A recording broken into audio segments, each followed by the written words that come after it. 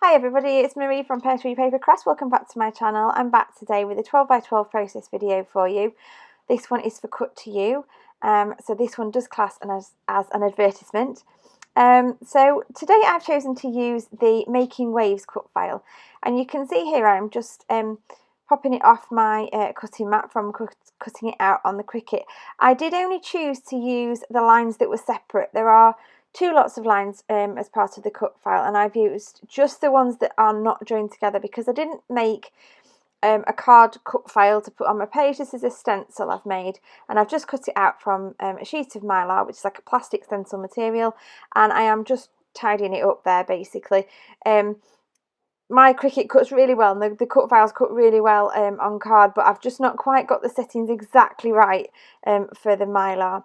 So I just made a very small cut file there, a very small stencil, sorry, by making the waves smaller. They do actually come the full sort of 12x12 width, and you can make them as big or as small as you want. So I've made them nice and small. I've covered a sheet of cardstock there with some clear gesso, and all I'm doing now is using some light and fluffy modelling paste from the Crafters Workshop, and I'm placing waves across my page in a kind of diagonal pattern. Some of them are really messy, and it really doesn't matter. I think sometimes mixed media can look so messy before you get it finished, but actually in the end it ends up looking beautiful, and I'm really happy with mine.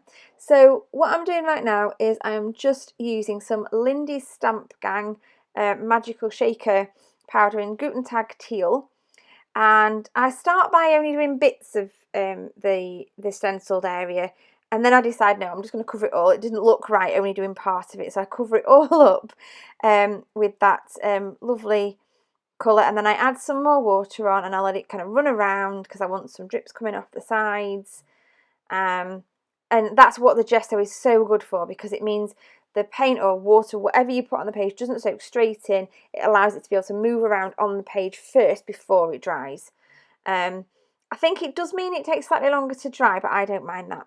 You might have noticed off to the side of my desk there is another cut file that I've used on a previous layout. This was going to be part of a different layout, and in the end it didn't work with the other cut file I used, so I chose to keep it, and here I am just using it today for this particular layout.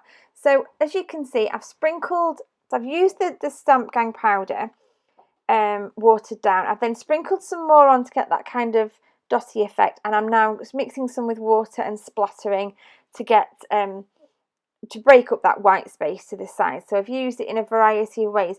The Stamp Gang powders are great. You just need to have a little play with them to get different effects, and they're all glittery, and the more you put on, the darker it gets, and they're brilliant. So I'm really happy with how that background has turned out. Here's my photograph for today.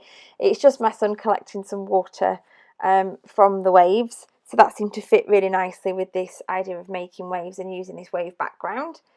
And then I've just got a couple of little 6x6 pads from my stash. So I've got, I think that's a Kaisercraft one, and then the other one is pink. This one is pink paisley. Is it Summer Lights, I think? And I'm just pulling out some of the beachy shell themed papers, and I've got a bit of driftwood kind of paper, not driftwood, like driftwood paper, and I think they look really nice together. Now I do tend to go very much for monochromatic layouts, but I decided on this one I wanted some pops of colour, so I've gone with yellow. So my photo is black and white, but I have gone with sort of the teal colours and those greeny blues, and then I'm also going to go for the yellows. So I've got a yellow sheet with lots of shells on, and I've got a yellowy bluey sheet with some larger shells on. So I'm just cutting these down now so that each one is just slightly bigger than the last.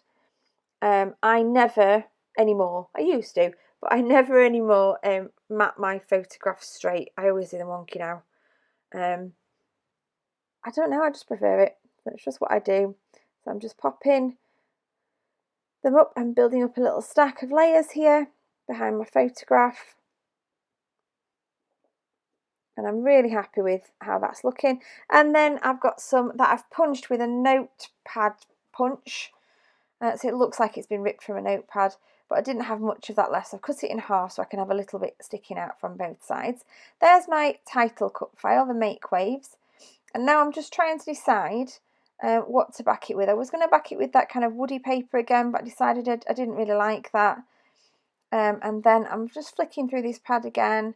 I think I'm going to go for seahorses, and then I find that kind of watery paper there, and I just think that looks perfect. So I choose the bluey parts of that, and all I'm going to do is go round the outside of the letters and then stick it down onto, oh yeah, I always rub around with my finger as well, the glue around with my finger to make sure that not too much kind of spreads out from behind the cut file. And then I'm just going to use my fussy cutting scissors to cut around that cut file as close as I can. I do this differently sometimes. Sometimes I draw around the middle of the shape. Sometimes I use the bits that are left from having cut the cut file out. But this is my preferred way, actually, just putting glue on, sticking it down and then cutting around it. Just the way I prefer to do it. I find it really easy as well now I've got these better scissors.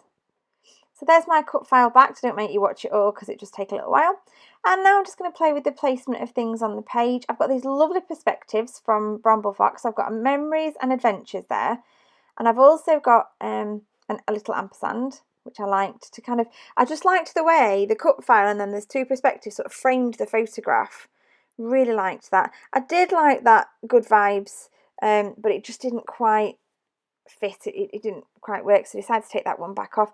But I have got all these little shapes. There's little fish and starfish and turtles and things, and I just kind of want to dot them all over the page. I've not really gone with a triangle this time. I've not gone with a little clusters. I've just kind of dotted them all over, just because I just wanted to use them all. They're really pretty. And I'm really happy with that framing. I love those palm trees as well. So those palm trees are just from my stash little pack of ephemera that I got, and they're just clear, like on clear plastic, printed in white. Really liked those. Put some foam there on the back of my photograph, prop it up a little bit off the page, give a bit of dimension.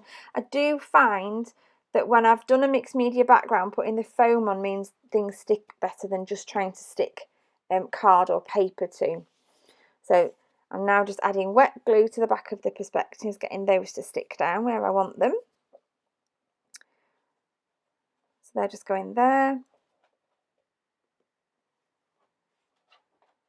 little bit of glue on the ampersand as well. And then what I'm going to do on the back of this cut file is put some foam on the bottom half and glue on the top half, because the top half is going to overlap the photograph, which is already propped up. So we don't want to end up with it kind of all different levels, otherwise it wouldn't quite work. And then I realised the E needs it at the top because that's off the side as well. So put an extra little bit on there, a bit of glue on the waves part at the bottom, and then stick it down.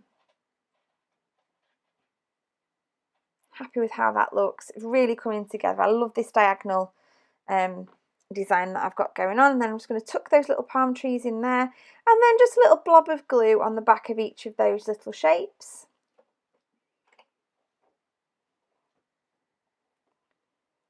Just popping those all over the page. I'm really happy with how that's turned out so far. I'm then going to pop some little enamel dots on as well. Just again adding a little bit more interest, building up that texture. And then I got these stickers. This is from the same Pink Paisley range. And I wanted to use those waves, but I just couldn't make it work, so I put those back in the end. But I get all these little iridescent kind of holographic shells, and I just tuck them in all around the Make Waves title, and they look lovely, and they just give a little bit of a glittery effect, if you like. They are stickers, but sometimes I find with cardstock stickers you do need to add extra glue just to get it to adhere to the page, especially when it's a textured background. A couple of little words there that I've stuck on. I think one of them says beach life, one of them says perfect. No, you can't quite read them because the light's shining on them. And then I just have a little look through the rest of the stickers. I do like that crab. He just needs tucking in there. He's exactly the right colour, and I just needed him on there. And then I found a little starfish as well, and I liked that. So I'm just going to tuck that in at the bottom.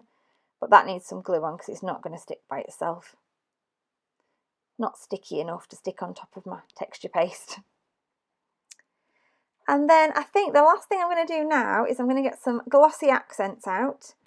I find my glossy accents is an absolute nightmare. It always bungs up and I can't work out a way to not get it to bung up each time I need to use it. So you'll watch me here. It's taken ages to get any glossy accents to come out. But I'm just going to pop little blobs of glossy accents around, and then I'm going to stick some little sequins on. These are from Spiegelmum Scraps. I think this is the mint meadow, which are some new from the new release. And the reason I chose this mix is because there's some beautiful turquoise ones in there, but there's also like a yellowy colour and also a really pale turquoisey green as well, and I just thought they all fit beautifully with this layout. And that's about it from me today. Thank you ever so much for watching. I hope you've enjoyed seeing this layout come together. If you did, please give it a big thumbs up and subscribe to my channel, and I hope to see you back here again soon. Don't forget to go to the Cut to You shop to check out all the awesome cut files that are on sale there. Bye for now.